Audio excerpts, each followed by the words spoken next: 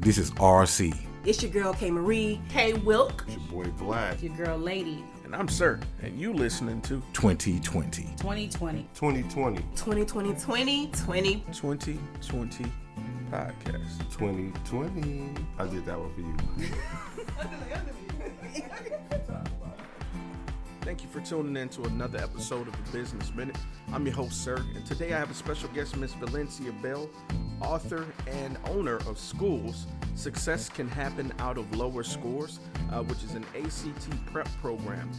This interview was near and dear to my heart because I personally am where I am because of tutors like my aunt and various mentors at my church. And I can't thank them enough for getting me to where I am now. So I just wanted to take a moment and acknowledge her and also give her a shout out. She also has a book on Amazon, The 7 Women Every Woman Should Know. And again, her name is Valencia Belle. When you get a chance and listen to this interview, go out there and make sure to give her book a look. You know, go ahead and grab a copy. And again, to Miss Valencia Belle, we really appreciate you for coming through. And thank you again for tuning in to 2020 podcast, The Business Minute.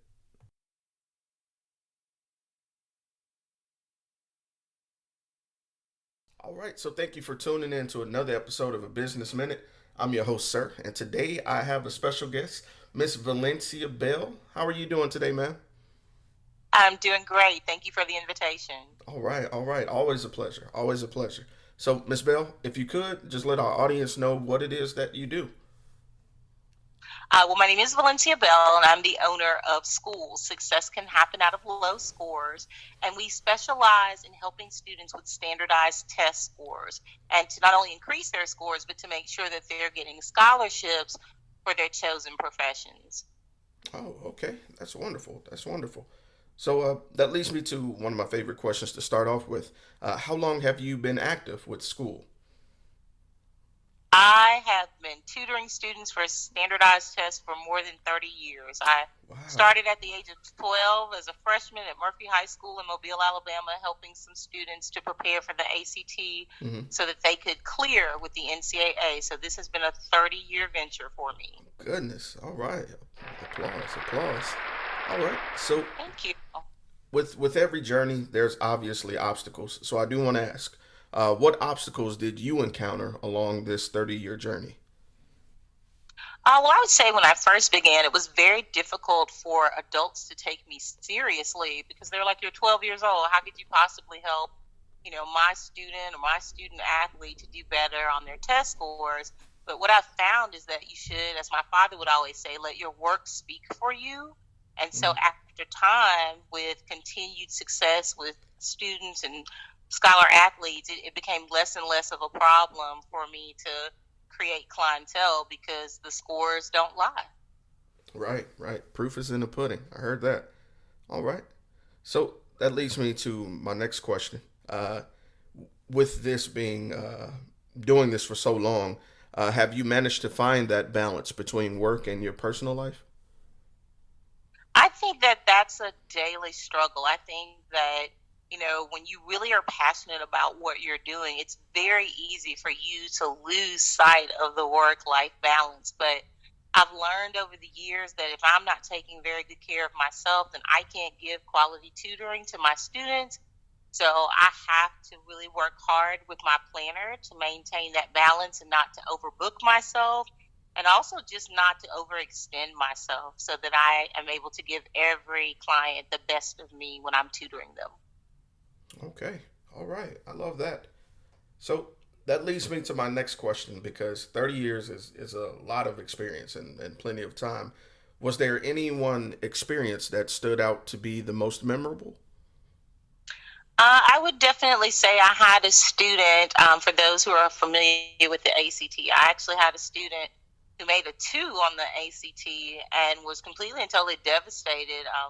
The student was in the top quarter of their class, and unfortunately, due to an illness, because he had participated in a very high stakes sporting event the night before the ACT, he was actually injured and spent the night in the ER and was medicated very heavily with pain meds. and that resulted in him basically falling asleep during the ACT, and the proctors couldn't wake him up, and because Oh of that, goodness. such a low score, he lost a lot of offers, and we were just blessed to be able to prep him for 6 weeks, raise his score 20 points, and now he's truly on his way to the NFL. And that to me just let me know the power of good preparation and how just making high scores can change the trajectory of students' lives. So that was definitely a memorable experience for both me and him and his family. Right, that's a blessing as well. So that leads me to my next question, because, like I say, with every high, there's a low. So, at any point, did you feel that you wouldn't be successful? And if so, who or what changed your mind?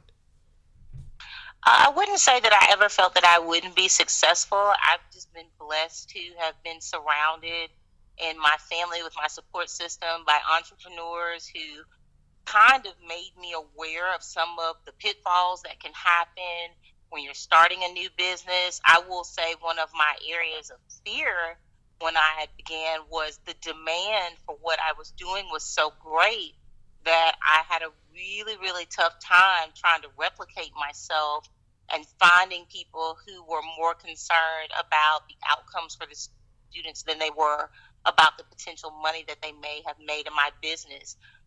For our niche market, I mean, our market is $51 billion a year, the test taking market. And so sometimes it was really, really, really a struggle to make sure that I found the right fit between people who would share my vision, share my dream, and not sabotage that by just making other versions of it. I'm very, very invested in making sure that my students get the highest scores possible. And there are other companies that, are not really as invested in the long haul. If a student tells me that they want to be a doctor, I'm looking not only at their ACT scores, but also at their MCAT scores and the 2 board tests that they will have to take with the end result of being a physician. So Right, that right. definitely was quite a struggle for me, is finding the right fit for personnel, because I just truly believe that your gifts will make room for you. And if you keep that as your standard bearer, then you really don't have to worry about the finances, because the demand in our market is that great and the supply of quality test prep vendors is very few. Okay, I love it. I love it. All right. Now, Miss Bell, my next question is a little bit of a long term one. So I want to ask, where would you like to see yourself and the school's program as well in 1 year, 3 years, and in 10 years?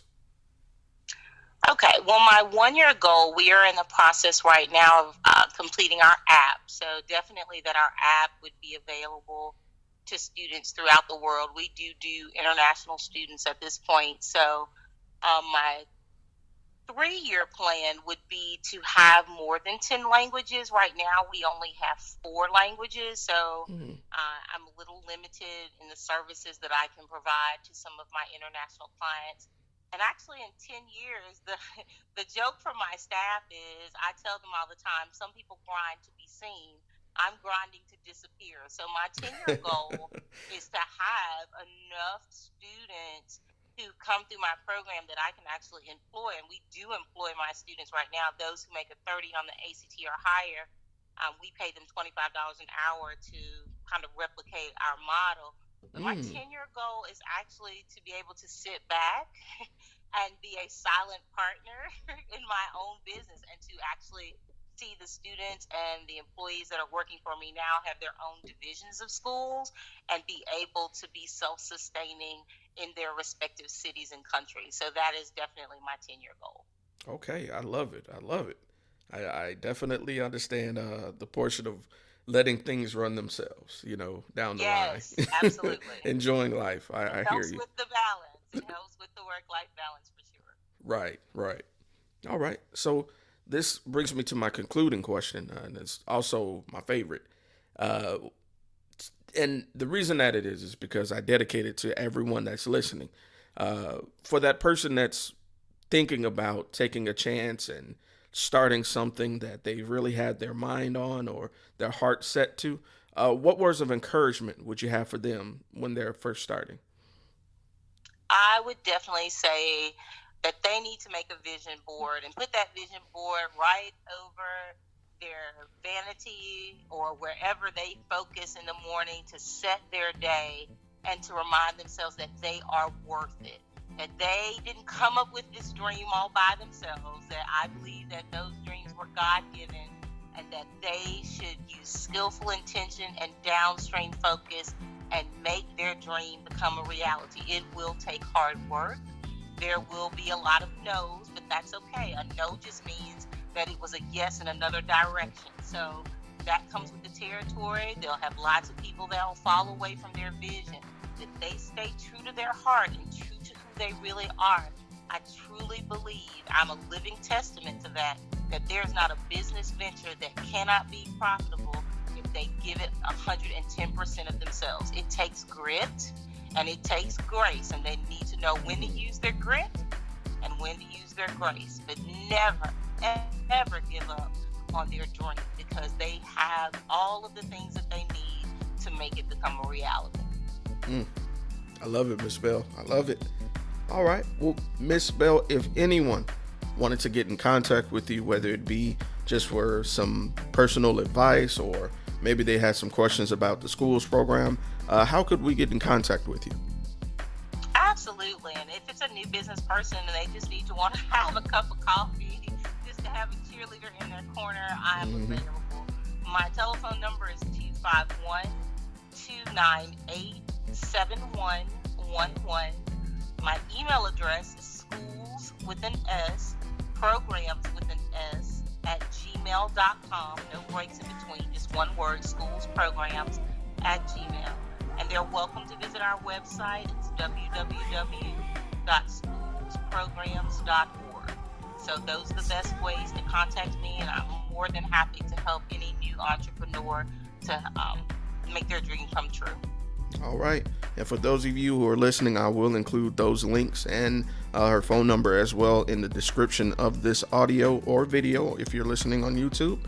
And Miss Bell, it's been an honest pleasure speaking with you. I really appreciate you taking time out of your day to discuss, your experiences with us. Thank you again. Oh, anytime. Thank you again for the invitation.